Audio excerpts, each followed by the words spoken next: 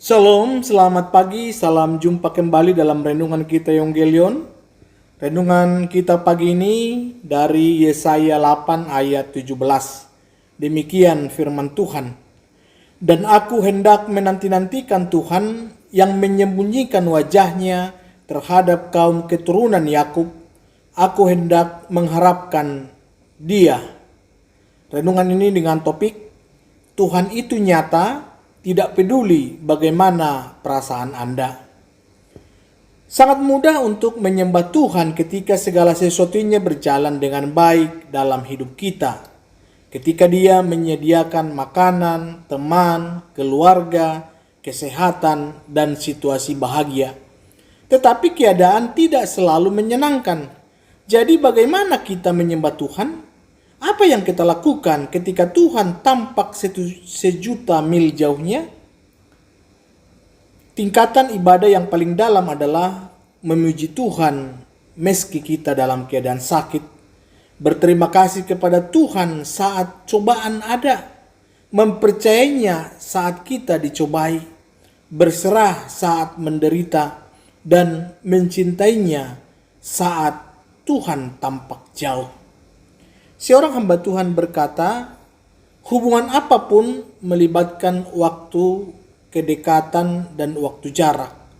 Dan dalam hubungan dengan Tuhan, tidak peduli seberapa intimnya, pendulum akan berayun dari satu sisi ke sisi lain. Saat itulah ibadah menjadi sulit. Untuk mendewasakan persahabatan kita, Tuhan akan mengujinya dengan masa-masa yang tampak seperti perpisahan. Saat-saat ketika Dia seolah-olah telah meninggalkan atau melupakan kita. Yohanes dari salib menyebut hari-hari kekeringan dan keraguan rohani ini sebagai malam gelap jiwa. Raja Daud sangat memahami hari-hari seperti ini. Meskipun Tuhan memanggilnya seorang yang berkenan di hatiku. Tertulis itu di Kisah Para Rasul 13 ayat 22c. Daud kadang-kadang mengeluh tentang ketidakhadiran Tuhan. Kalau kita baca di Mazmur sangat banyak. Misalnya di Mazmur 10 ayat 1 dikatakan, mengapa engkau berdiri jauh-jauh ya Tuhan, dan menyembunyikan dirimu dalam waktu-waktu kesesakan? Di Mazmur 22 ayat 1, Allahku, Allahku, mengapa engkau meninggalkan aku? Aku berseru tetapi engkau tetap jauh dan tidak menolong aku. Di Mazmur 43 ayat 2, mengapa engkau membuang aku?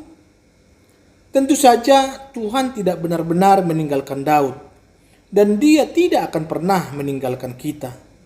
Tuhan telah berulang kali berjanji, aku sekali-sekali tidak akan membiarkan engkau, dan aku sekali-sekali tidak akan meninggalkan engkau. Ibrani 13 ayat 5b. Tuhan Yesus memberkati.